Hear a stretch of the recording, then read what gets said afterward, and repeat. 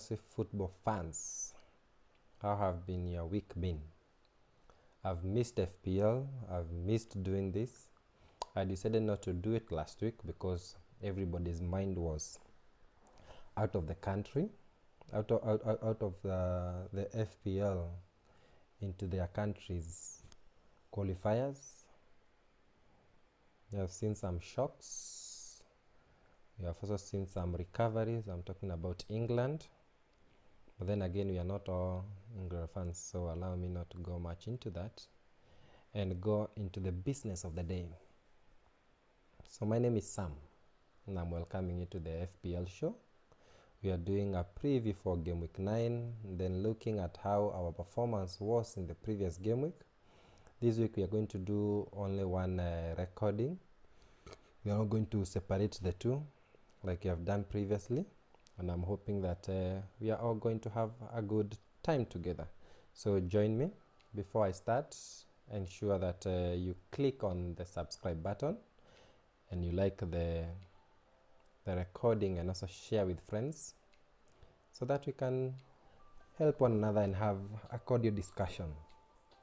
So as we get started for Game Week 8, it's funny that even after taking an 8 points hit, because I thought that I had to do that, I realized that I still had a green R, and that is to mean that my transfers did not do that bad. It might also mean that the community is still struggling. 8 games on, people are still not getting the points that we expected them to get, because by now we are expecting teams have settled. We have known that the players to go for, the premium players to go for, where the points lie. But when you look at the performance, you start to wonder what this season has in store for us. So join me. As you can see in my team, I had 50 points. Take 8 points away because I took in Tomori from Chelsea. He blanked. I also bought Aubameyang, who blanked for the first time. No surprise. And then to fund Aubameyang, of course, now I had to go for a less premium player, that is Saka. So that's why I had to do 3 transfers. So that said, it's not all doom and gloom. My team is still taking shape. I might have to do 2 more transfers for me to get the team that I'm looking for. But I'm hoping that going forward, I'm going to have a good time. So I had 50 points. Actually, I only had 5 players who I can sing about, and that is Ryan. Ryan, for some reason, 3 weeks ago, I almost took him out because I looked at his fixtures and I compared to somebody like Pope or even Man City. And I thought that I was riding on the wrong ship, but thank goodness I didn't, because he has bagged me for the last couple of weeks. He has bagged me good points compared to the other keepers. Funny enough, even my second choice keeper, who is a 4.0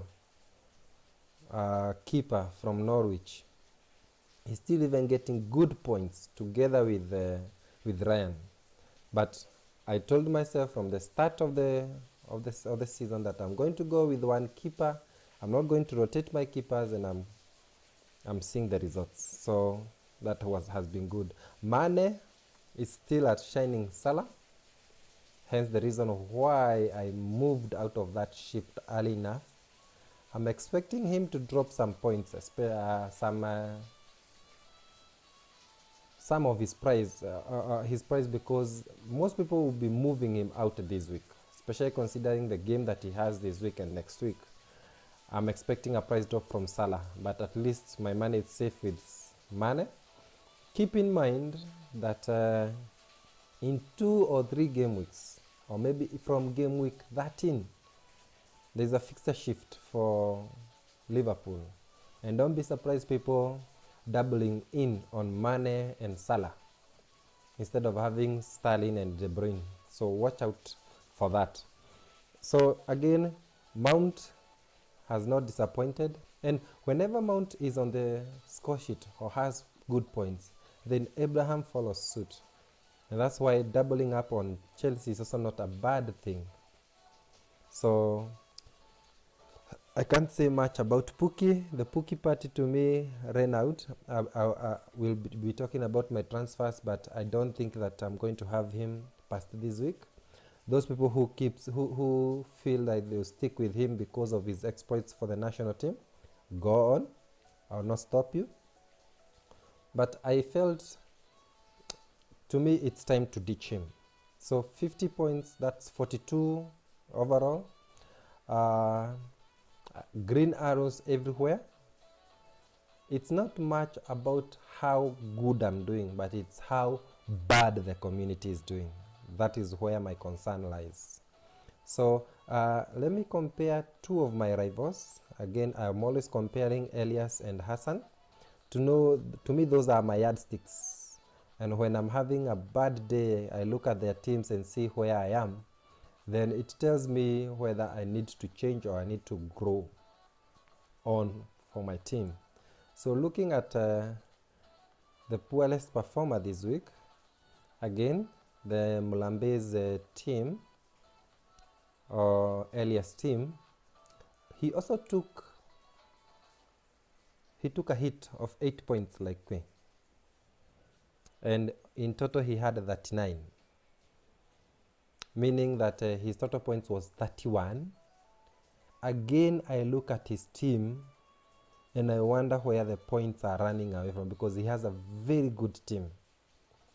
And he's one of the vindication I have about not rotating your keepers, because he has Pope and he has Adrian. And one deciding when to play one and when not to play the other is where the problem is arising. And I don't want to put myself in such a pressure, because you can see, like this game week, Adrian blanked, Pope had 7 points, but he was in his bench. Again, he has very good points on the bench from Douglas, Luiz, and Landstram. Landstram, I don't know whether we are going to play Landstram this week, considering that he's playing Arsenal. So do you play him or do you play the other players? But anyway, in terms of the game week 8, that is 31 points for Elias. Red arrows everywhere. That's because he didn't reach even the average scores. So he's at 3.3 million in terms of the overall score. His team, I don't see the problem. He went with Mahrez instead of De Bruyne. De Bruyne was not, remember De Bruyne was injured and maybe he thought he would jump ship. I cannot say that it was a bad move, but then it didn't reap much fruit for that. The other team is for Hassan. Hassan also took an 8-point seat. What's up with taking this point seat? Are people avoiding using the wild card or what? Because he also took the points hit. He scored a total of 57. That means minus the 8 points, he gets 49, which is not a bad score. And you can see he had green arrows everywhere. In our country, he's number 438. That is the territory that I have always put myself in, and I'm so far off. Overall, he is 72,000. So maybe he's the one who's supposed to be doing this recording, not me, because for some reason everything he's touching is turning to gold. He played Kelly and Landstram, who every one of us had benched. I don't know whether he played them or they came on. I think they came on, but that is subject to some confirmation. He also had Son, who I had been thinking about, but I opted out, and thank God I opted out, because Spurs have been atrocious. And if you think Ole Gunnar Solskjaer is on the chopping board, then watch out for Pochettino, because I don't think he'll survive this. If he cannot get that dressing room in order, and that is even affecting us in the FPL, the owners of Son and Kane, they will tell you that Every week they are having to make a hard decision whether to play them on or to move them out. So anyway, that was his point. I would say comparing his team and mine, the points that he got from defense is the only difference. Otherwise, I'm still after him. And congrats to him. This is his first full season that he's starting. And the FPL is giving him a good welcome. So who am I to say the opposite? So looking at my team and looking at my performance so far, I'm comparing game week 7 and game week 8. You can say that I had a small rise because that is 10,000. I believe that's around almost 100,000 increase in rank. And I hope I can continue growing my team so that I can get myself at least in the top 100. I would feel that then I'll be more competitive than what I've been doing so far. So the going up and down in my rank, to me is a concern, as I said before, because I really wanted to be competing by now, and I'm still struggling. So I don't know what else to do, but that's why I have you on board. As we continue, remember to subscribe. Remember to make this available for our friends so that we can increase our reach. So in our country, I'm number 4,000. That's far off. But as you can see, that most of the teams are clogged into some similar score. So immediately you get a green arrow, you shoot up. And maybe it's now time to start thinking whether we should be taking these points hits. Even if they have helped us, maybe if you have a team that you can stick with, just stick with that, because I'm believing that's the only way that you are going to grow. That's the only different thing that we need to do. So game week 9 is here with us finally, after 2 weeks, after a break. And thank God we needed that break. Personally, the roller coaster that Manchester United is putting us to, that break was called for. And looking at game week 9, we have very interesting fixtures. Interesting because even as it stands, the whole community is split on who to captain. I love that because it means that we are going to have a very split performance. No one player stands out. And when you go through the teams, you realize so. So I'm going to give a brief prediction on how the games will go. Basically, that's how I do it, to know whether my team is geared up for the week or not. For example, you look at Everton versus West Ham. Everton have been shipping in goals. West Ham have been doing the same. So I wouldn't be surprised by Everton winning 2-1. Aston Villa versus Brighton. Brighton is very compact away from home. Aston Villa is rising, but I can give them a 1-0 win or even a 1-1 draw. Bournemouth versus Norwich. This is a goal fest. I don't expect anything less, and I'm not placing my money on Pookie, even when he did that well in the national team. But I'm looking forward to seeing how good Wilson will be. At home, he's a beast. And maybe he's a candidate for captaincy, as we'll go and find out. Chelsea versus Newcastle. On paper, this is a very good game for Chelsea, considering how well they have been doing. However, Newcastle have been a thorn in the flesh for Chelsea for quite some time. And that is my major concern when it comes to captaining Abraham. I hope you remember the Cisse goal, the 2-1 win they won away from home, that is Newcastle, some time back. And over time, they have been a thorn in the flesh for Chelsea. So watch out for that game. Don't think it's a stone throw, but I still think that they can maybe nick in a 2-0 win. Leicester versus Burnley. I say it will be a 0-0 because the Morrison and the Vardy owners will skin me alive. Do I go with a 1-0 win or 2-1? But it will not be that straightforward. Spurs versus Watford.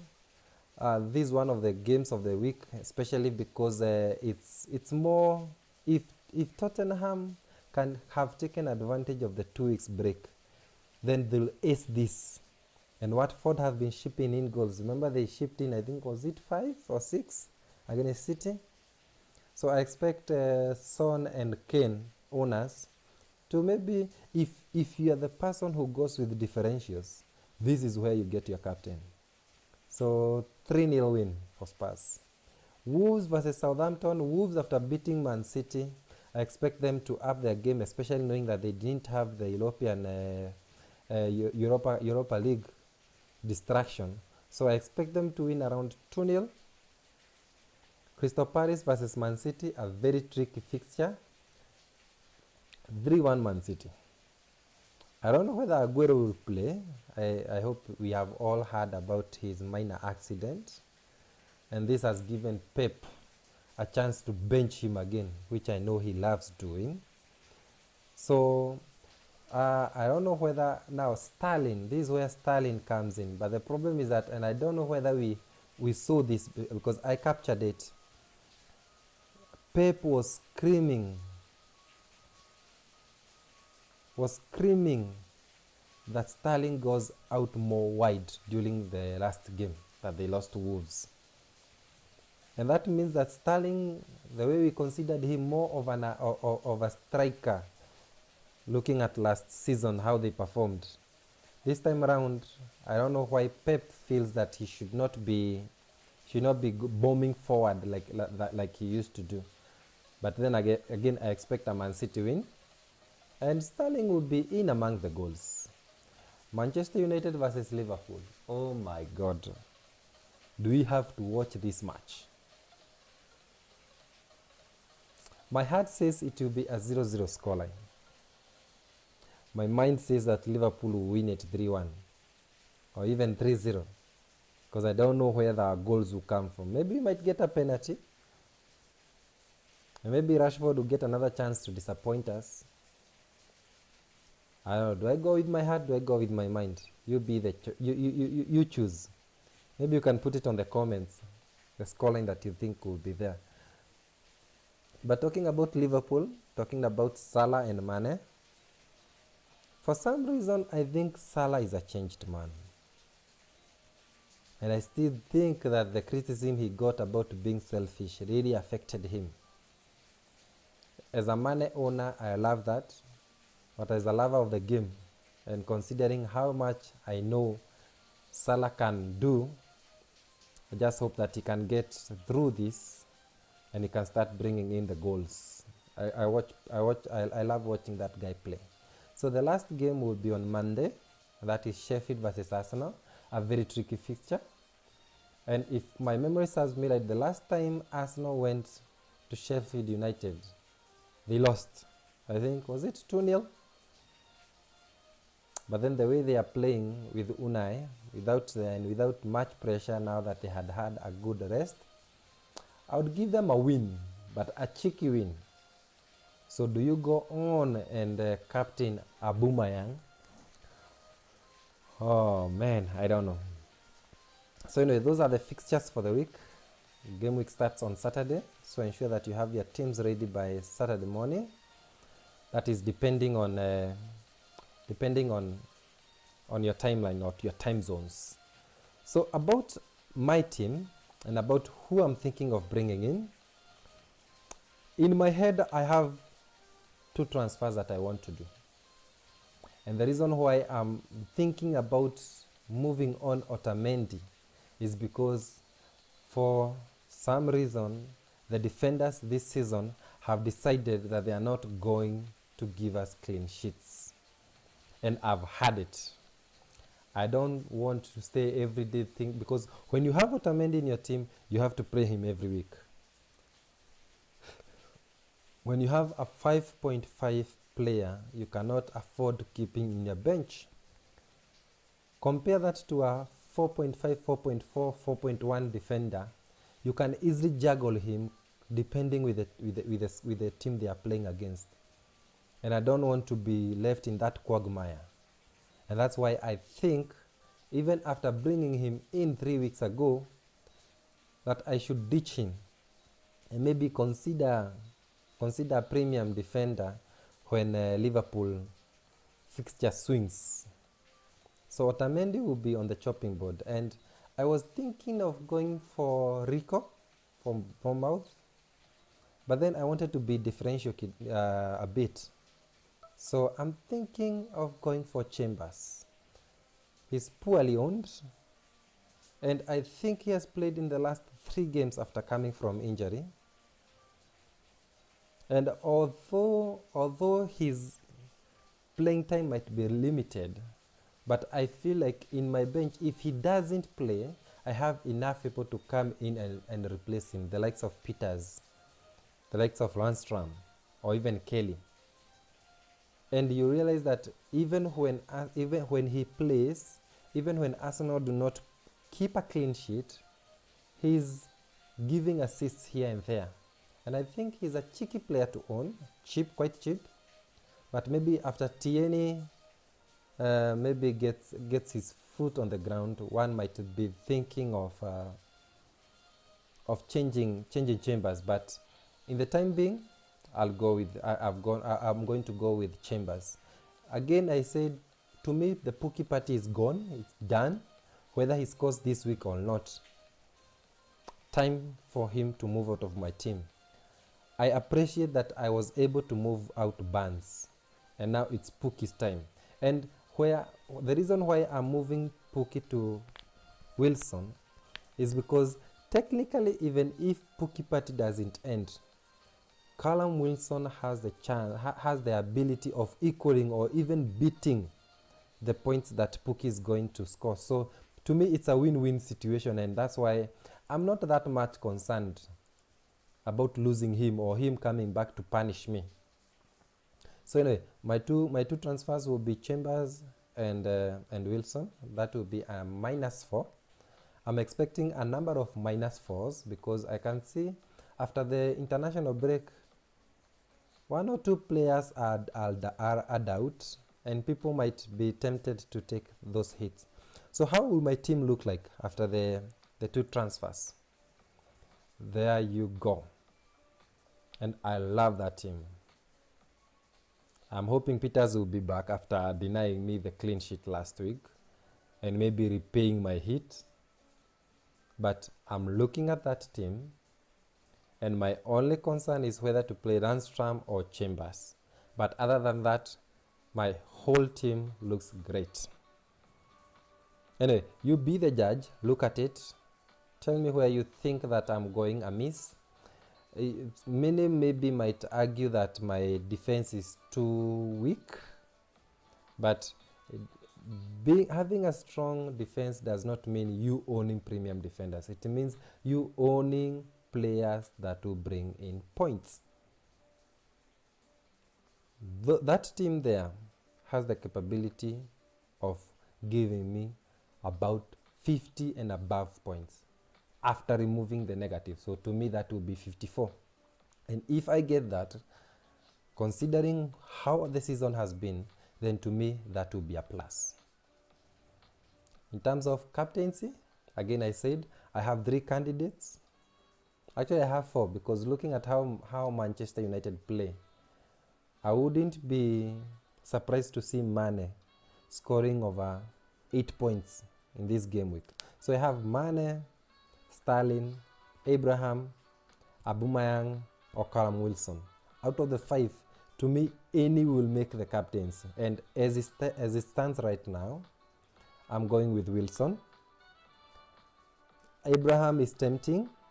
Aubameyang is not tempting me at all. So it is between Callum Wilson, Sterling, and Mane. And I don't think I'll be moving away from Wilson, because to me it's a differential, and it's early season, and the way teams are performing, it's a win-win situation. If he scoops in good points, then it leapfrogs me way up into the standings. If he doesn't perform, I have enough team to cover him, or enough players to distribute those points and make up maybe what I'll have lost. So to me, I find myself going with that, and that will be the team that I'll be gunning for. Keep commenting. Tell me about your team, and tell me what you think you are doing better, so that I can also look into it and see whether I can implement the same. So thank you for joining me. I hope I've not taken much of your time. I really wanted to keep this under 20 minutes. And we keep growing. So thank you so much. Have a lovely weekend ahead. Thank God the FPL is back. Let the stress come back, as if we needed more stress in our lives. So thank you so much. It has been a pleasure sharing this with you, and I hope to hear from you soon. Bye bye.